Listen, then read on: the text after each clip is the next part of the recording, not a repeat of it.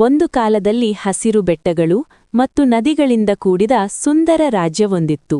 ಆ ರಾಜ್ಯವನ್ನು ನಾನಿ ಮತ್ತು ದಯಾಳು ರಾಜ ವೀರಸೇನ ಆಳುತ್ತಿದ್ದ. ಅವನ ಕಿರೀಟವು ಕೇವಲ ಚಿನ್ನ ಮತ್ತು ರತ್ನಗಳಿಂದ ಮಾತ್ರ ಮಾಡಿದುದಲ್ಲ, ಅದು ನ್ಯಾಯ, ಸತ್ಯ ಮತ್ತು ಕರುಣೆಯ ಸಂಕೇತವಾಗಿತ್ತು. ಜನರು ಆ ಕಿರೀಟವನ್ನು ಗೌರವದಿಂದ ನೋಡುತ್ತಿದ್ದರು. ರಾಜ ವೀರಸೇನನಿಗೆ ಆದಿತ್ಯ ಎಂಬ ಒಬ್ಬ ಮಗನಿದ್ದ. ಆದಿತ್ಯನು ಧೈರ್ಯಶಾಲಿ, ಆದರೆ ಸ್ವಲ್ಪ ಅಹಂಕಾರಿ. ಒಂದು ದಿನ ಈ ಕಿರೀಟ ನನ್ನ ತಲೆಯ ಮೇಲೆ ಬರಲಿದೆ ಎಂದು ಅವನು ಹೆಮ್ಮೆಪಡುತ್ತಿದ್ದ. ಆದರೆ ರಾಜನು ಹೇಳುತ್ತಿದ್ದ, ಕಿರೀಟ ತಲೆಗೆ ಬರುವುದಕ್ಕಿಂತ ಮೊದಲು ಅದು ಹೃದಯದಲ್ಲಿರಬೇಕು. ಒಂದು ದಿನ ರಾಜನು ಅಸೌಖ್ಯದಿಂದ ಹಾಸಿಗೆಯಾದ.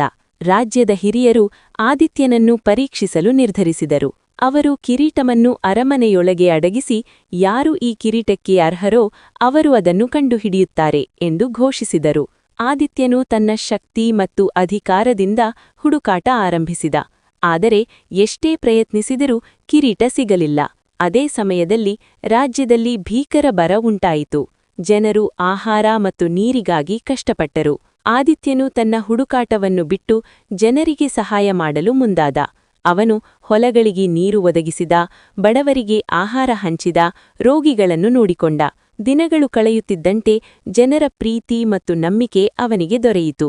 ಒಂದು ದಿನ ಅವನು ದೇವಾಲಯಕ್ಕೆ ಹೋಗಿ ಪ್ರಾರ್ಥಿಸುತ್ತಿದ್ದಾಗ ಅಲ್ಲಿ ಒಂದು ಸರಳ ಪೆಟ್ಟಿಗೆ ಕಂಡನು. ಅದರಲ್ಲಿ ಕಿರೀಟ ಇತ್ತು. ಅದಕ್ಕೆ ಒಂದು ಪತ್ರವೂ ಇತ್ತು. ಜನರಿಗಾಗಿ ಬದುಕುವವನೇ ನಿಜವಾದ ರಾಜ. ಆ ದಿನ ಆದಿತ್ಯನಿಗೆ ಅರ್ಥವಾಯಿತು, ಕಿರೀಟವು ಅಧಿಕಾರದ ಚಿಹ್ನೆಯಲ್ಲ, ಅದು ಹೊಣೆಗಾರಿಕೆಯ ಸಂಕೇತ. ನಂತರ ಅವನು ಒಳ್ಳೆಯ ರಾಜನಾಗಿ ರಾಜ್ಯವನ್ನು